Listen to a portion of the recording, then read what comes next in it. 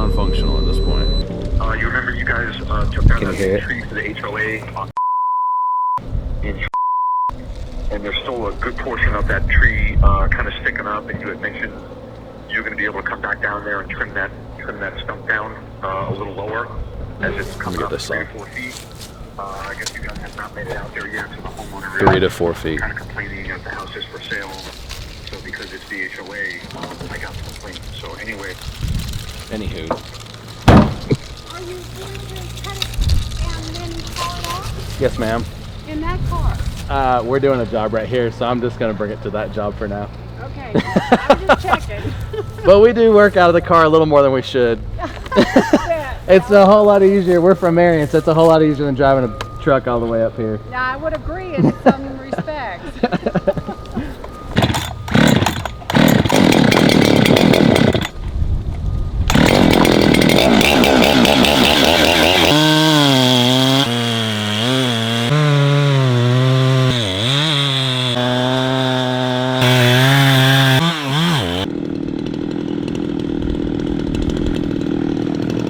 That's what a sharp saw should look like. Look at that. Paper shreds, boys.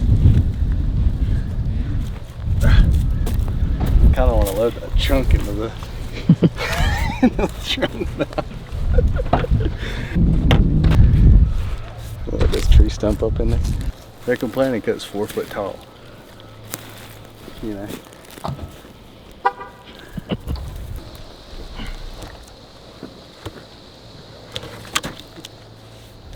About as low as we're getting her, boys. Can't get it flatter than that? Flatter? Yeah, Lower, you mean? yeah. Any more we gotta use a stump grinder. Getting lower. Okay, You might talk to the HOA? yeah. Okay. Yeah, because we really can't do anything with that. You cover it with mulch? If it was lower, I think you could. It might stay there. But Yeah. if you stump grind it, it would. Oh yeah, you can stump grind it below ground. They may, a water meter be worrisome there, but. Yeah, you might have to look and see how far back it goes. Mm-hmm. If you're okay with that, we would want it better because we can't really do a lot with the landscape there. Yeah. I'll talk to, you remember the fellow's name down there? What's his name? Hold on, I might have it. I thought I had his phone number saved.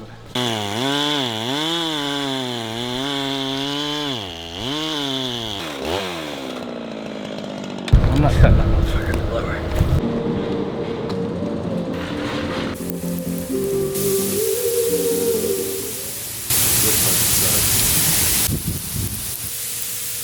Man, that's gonna be dog shit either way.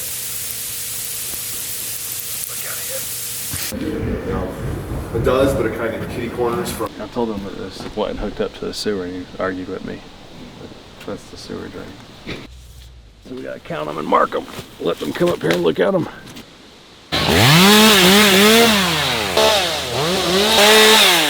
As you're stacking, keep in mind, all this is gonna go up and out at some point, so I just leave your butt stacked that way. Yeah.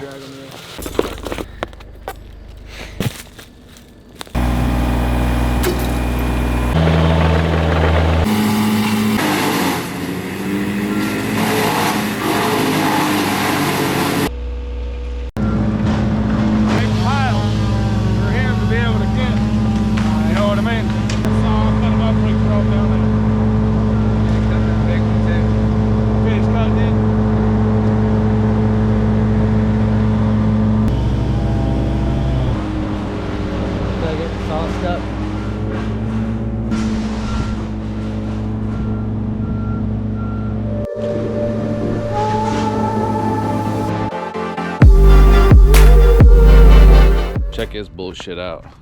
So if y'all remember, about a month ago, our 50G, brand new 50G, kept having problems with it.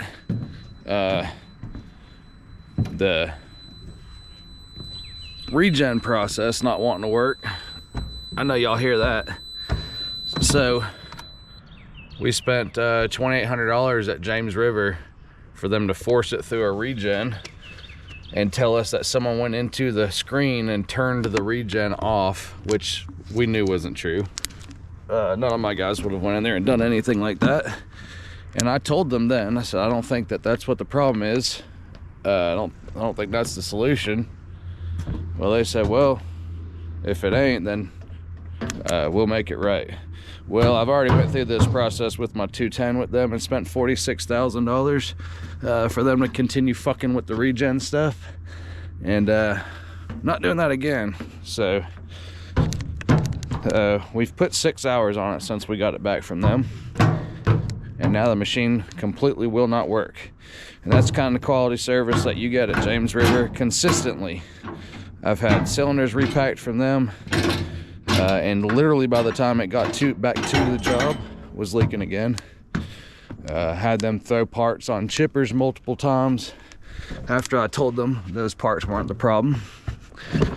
Let's see if we can even get this piece of shit off the trailer. $1,500 hours on this machine. Completely non-operational. This isn't the first 50 I've had that was like this. That's why I told them that wasn't going to be the fix.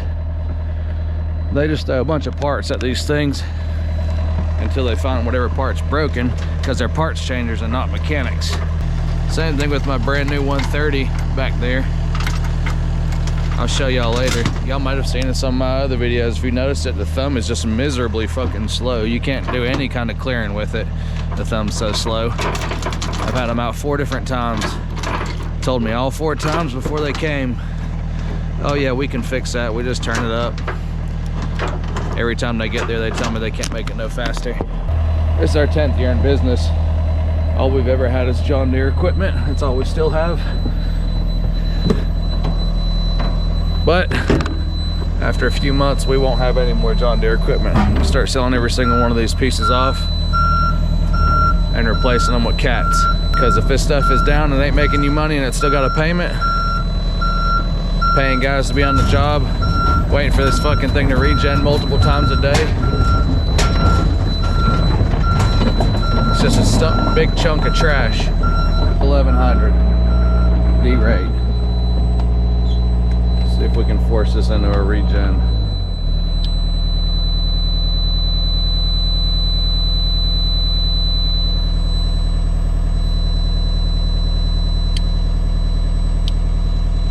Nah, we're gonna have to fuck with it forever if we can get it to go into one.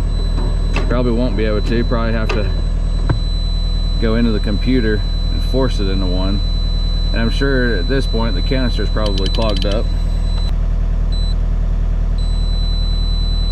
But y'all can see right there, 1585 on the hours on this machine.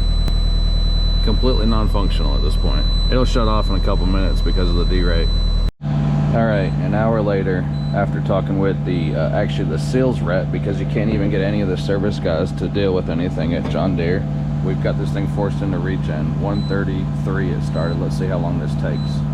All right, it sounds like she just idled down. So, what's that, 20 minutes roughly? So, let's see how long this thing lasts now. Y'all see it, 1586.